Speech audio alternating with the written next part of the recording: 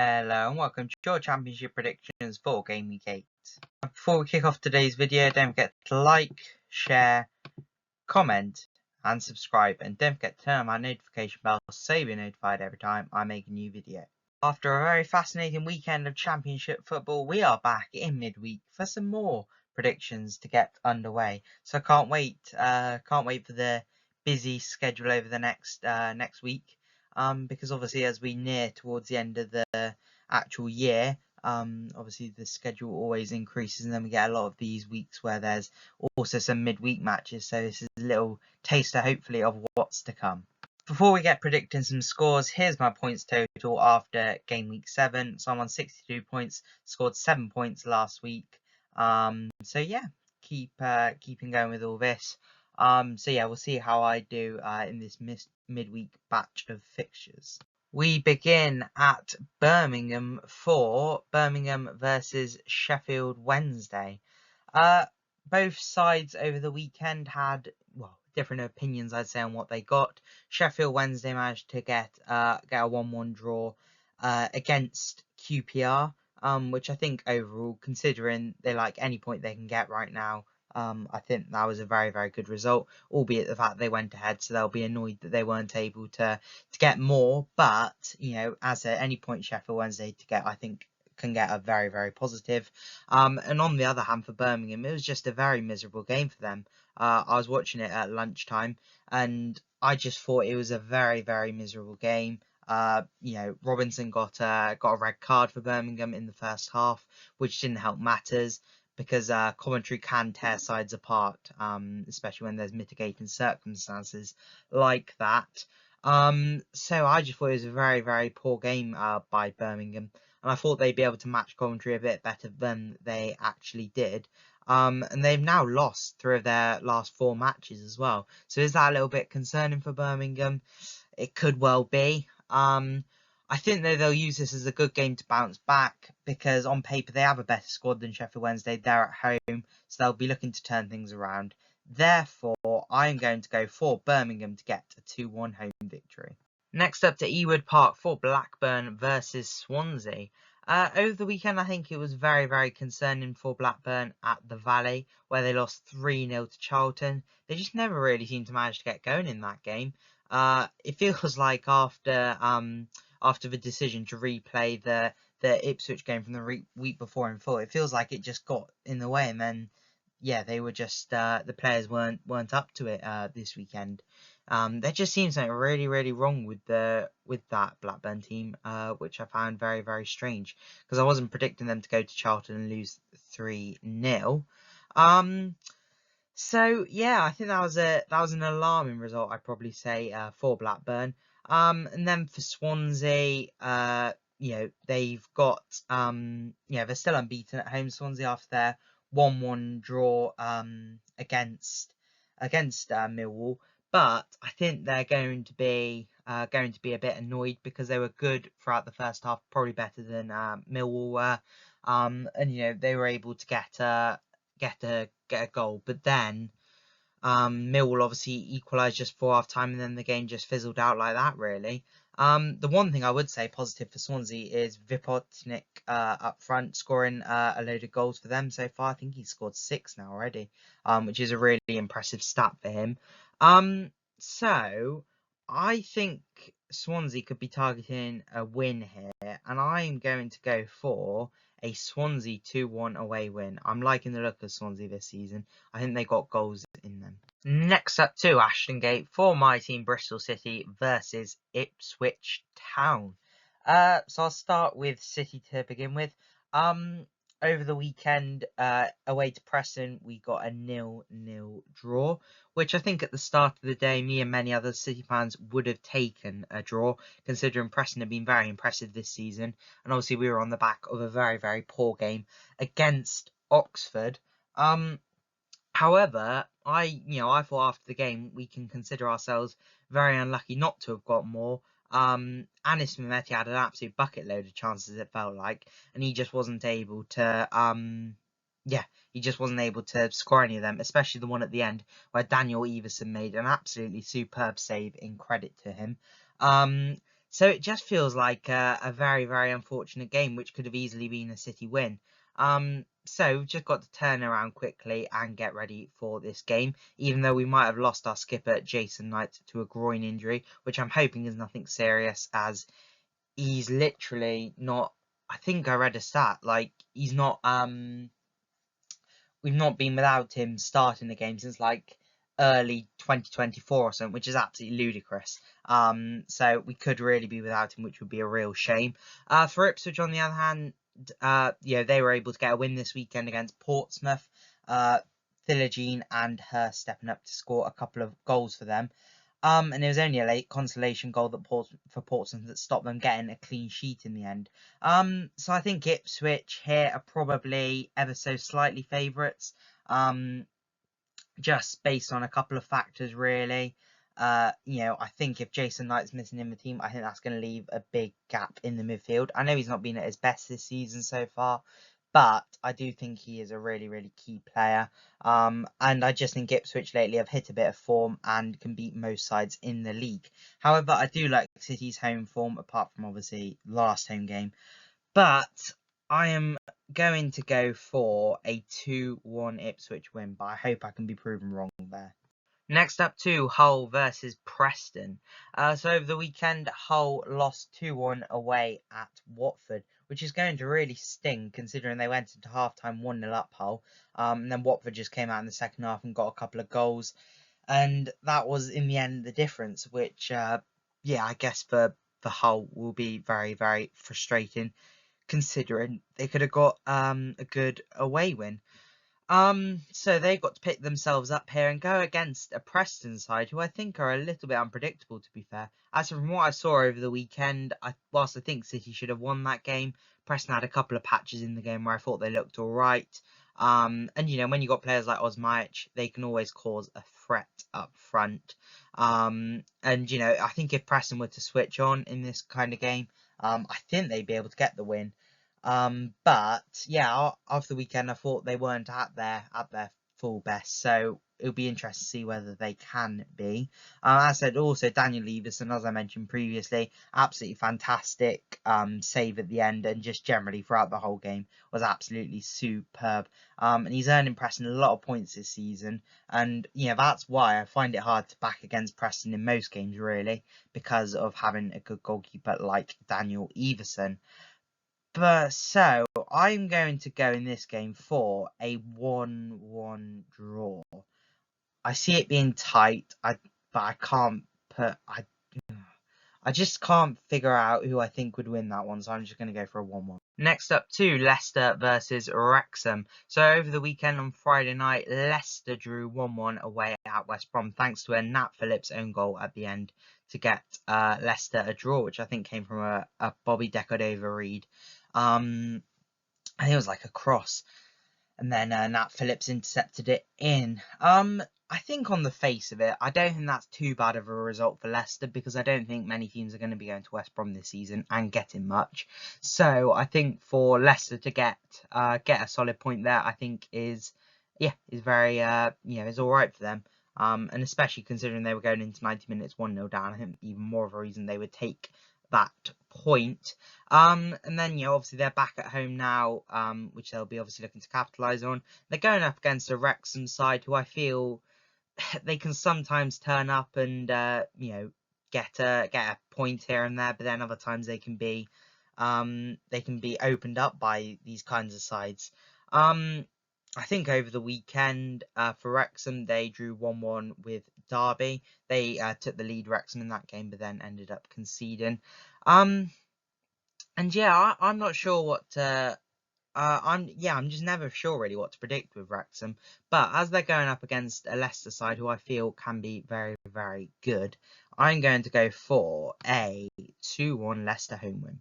Next up to Middlesbrough versus Stoke. And this is actually a really exciting game on the face of it. Middlesbrough first in the league, and then Stoke third in the league. And obviously, I think there's only like 4 points separating both sides. So if Stoke managed to get something here, which I think is a very hard task for them to do, but if they did, then they'd be able to close the gap down to Middlesbrough to 1 point, which would that would be really really exciting to see. But yeah, I think for Middlesbrough, they got a 1-1 draw away at Southampton. They went 1-0 down in that game, and then were able to pull back a draw to maintain their unbeaten start to the season.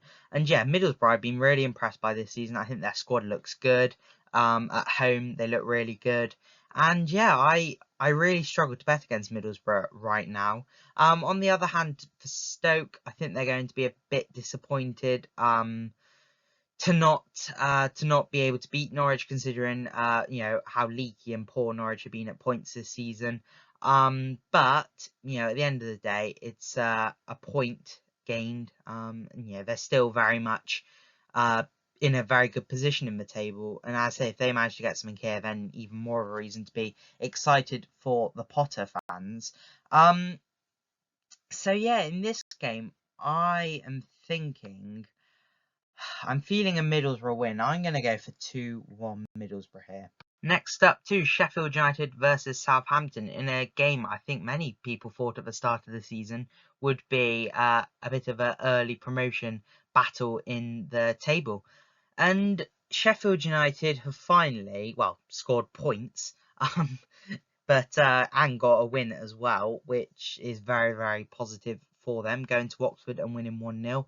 And considering Oxford have been a bit more, have been very much causing some bigger sides in the league's issues recently, I think it's quite good that for Sheffield United that they were able to go and get a win and start off Chris Wilder's second game in charge with a win. So I think that's positive. They've got to just try and build on that now. For Southampton, they got a 1-1 draw against league leaders Middlesbrough, as we just spoken about, which I have to admit I think they will take, considering Middlesbrough have been so good this season. But as I said, neither of these teams have been at their best at all so far this season. And yeah, both teams will be wanting to get up and go in here and and try and get what they can out of this game.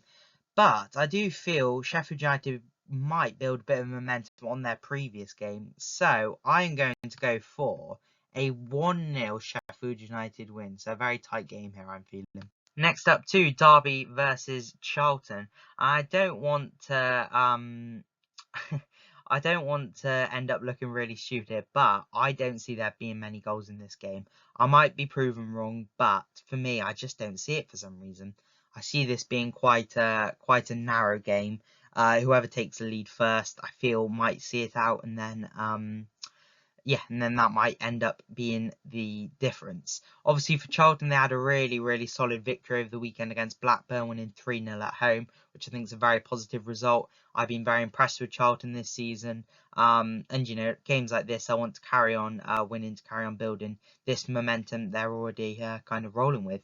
And then for Derby, they got a 1-1 draw away at Wrexham, which I don't know what a Derby fans would think of that, really. I think for them to come back from 1-0 down is positive to get a draw, but Derby haven't been as good as I think they can be this season, because I do think Derby can cause a few issues for different teams around the league, but they've not really been fully at it this season. But in this game, I think I am just going to edge Charlton for a 1-0 away win, but I don't think there's going to be a lot in it. Next up, Millwall versus Coventry. So we'll start with Millwall. Over the weekend, got a 1-1 away draw at Swansea, which I think on paper they will take, considering it's maintained their unbeaten away start to the season. And they managed to come from behind to get a 1-1 draw. So I don't think they'll mind that too much, considering away form's been their thing so far this season. But they are returning at home now to play a Coventry side who can be absolutely ruthless if they need to be. Obviously Thomas Asante and Torp were on the score sheet for Coventry, and the other goal obviously came from an Asai Samuel own goal. And yeah, obviously then they managed to win 3-0, which I just think was well, it was a brilliant result for them, obviously, albeit with a red card for Birmingham.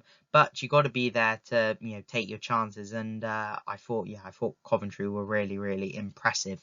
And I think they'll be looking for another big victory here, to be honest with you, because Coventry have definitely got it in them. They got a lot of goals. They can be leaky at times, but they 9 times out of 10 it feels like they outscore the goals they concede. So in this game, I'm going to go for a 3-1 away win for Coventry. Next up to Norwich versus West Brom. So for Norwich, they got a 1-1 draw on the road to Stoke over the weekend, which is a positive result for them, bouncing back from that weird Wrexham game where it just felt like they fell apart a little bit. So I think to go up against a team like Stoke, who've done really well so far this season, is a positive result in this, a right step in that direction. But I still do have my doubts with Norwich at home, because their away form's been generally really positive, and that's where they've been picking up their points. But at home, they just can't seem to kind of get anything together, really, which is a bit concerning, considering at home should be the place in theory where you pick up most of your points. But it doesn't always work, and it doesn't seem to be going that way for Norwich this season. So yeah, they're at home against a West Brom side who are going to be hurting after Friday night, where they were literally in control for about 80 minutes of the game, really, weren't they? Going 1-0 up within 10 minutes. So I think to concede so late on, and from it being a known goal as well, is just very, very, very frustrating. And I know Ryan Mason will be looking back for an immediate response, and I think they'll be able to see an opportunity here to get something against this Norwich side. So I'm going to go for a 2-1 away win for West Brom. Next up to Portsmouth versus Watford. Over the weekend, Portsmouth went to Ipswich and lost 2-1. And, at the end of the day, not many teams are going to be going to Ipswich and winning the game. So I don't think they need to worry too much about that. They've just got to look to bounce back here and, and try and get 3 points if they can. However, I don't think Watford are going to make it too easy for them. Watford, yet again, they've been an unpredictable side this season. But I thought what was a positive sign for Watford was the fact they were able to come back from being 1-0 behind against Hull to be able to, get a victory at home. So I think that's definitely positive for Watford. So they've got to try and build something and get something out of this game. But Portsmouth at home are normally very, very solid. So I am going to go in this game for a 2-1 home win for Portsmouth. I think they'll be able to bounce back in this game, and I think Watford is just going to fall short. Next up to QPR versus Oxford. Over the weekend for QPR, they went to Sheffield Wednesday and got a 1-1 draw. And based on squad quality right now, pretty much every team in the league should be beating Sheffield Wednesday. But Sheffield Wednesday made it. Sheffield Wednesday well earned their point. And I think QPR will be annoyed they weren't able to get anything more. But that's the Championship for you, isn't it? It can pull up surprises here, there, and everywhere. So I think QPR will need to get a response at home in this game, where QPR are normally quite reliable. And for Oxford, on the other hand, losing to bottom of the league, Sheffield United is is an irritating result, considering they were able to get some good points of late against the likes of Coventry, Leicester, Bristol City.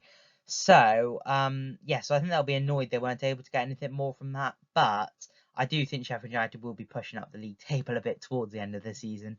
So who knows? On the face of it, it might not be too bad of a defeat. But but Gary Rowett will be looking for an immediate bounce back in this game to get the positivity back going. So I'm going to go in a 1-1 draw in the final game. Anyway, that is the end of the video. I hope you have enjoyed the video. Don't forget to like, share, comment, and subscribe. And don't forget to turn on my notification bell so you'll be notified every time I make a new video. There's games left, right, and centre all over the footballing world. And yeah, it's really entertaining this season so far. Obviously got a few Champions League fixtures in between all the championship games on Tuesday and Wednesday, which I'm sure will have a few people's attention, as well as the championship, which for me, obviously, I will be keeping my main eye on. So yeah, all very exciting. So yeah, let me know how your side got on in the comments below over the weekend, and how you're feeling for the next round of fixtures. Other than that, I will see you guys in the next one.